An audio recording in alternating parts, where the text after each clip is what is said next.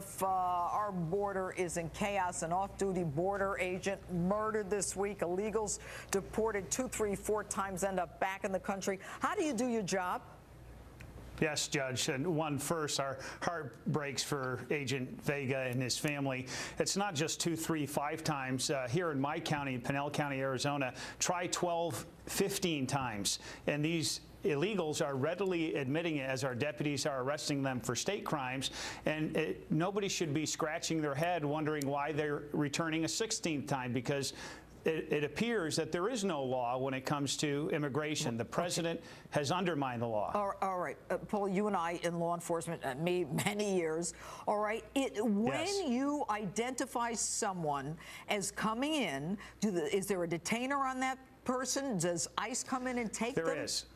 Tell me how it works. What do they do? Say, don't come back, and then they walk them back? We had, exactly. Well, we had 123,000 was the last figure by the Border Patrol just here in the Tucson sector. And so oftentimes the drug smugglers, the human smugglers, there's connected state crimes where we can arrest and enforce and have consequences. Right. But when there's a detainer and we turn them back to the Border Patrol, what essentially happens, they're sent back. There are no consequences when it comes to the immigration.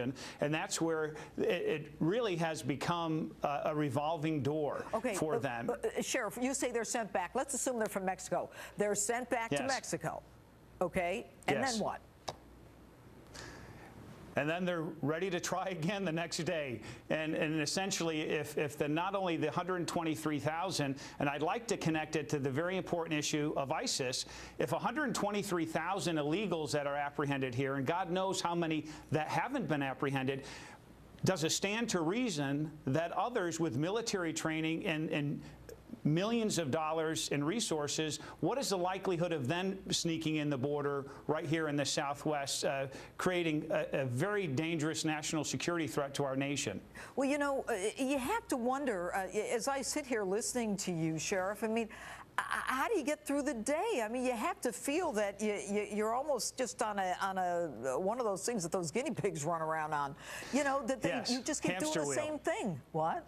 It is, and it's like a hamster wheel, and it's a nightmare that doesn't end. And this is where the states, just like Governor Perry did, Christine Jones wants to do it here. All the Southwest border governors have to assert the 10th Amendment, while the federal government and this president has failed at his core responsibility to protect our country. Forget worrying about everywhere else. I get Iraq, I get ISIS because I served there as an Army officer. But what about putting America and our interests first? What about protecting our country, securing our border, protecting us from this obvious national security threat? Well, you know, I am convinced, and you know, who knows, but you know, when we let in these young men who are self-admitted MS-13 gang members, who say to us, I killed to get into MS-13 and I'm proud of my gang affiliation, what makes us think we have to take them in? If they're coming here, Paul, because they're so afraid of the gang violence, if they're telling us that they're gang members themselves, why are we letting them in?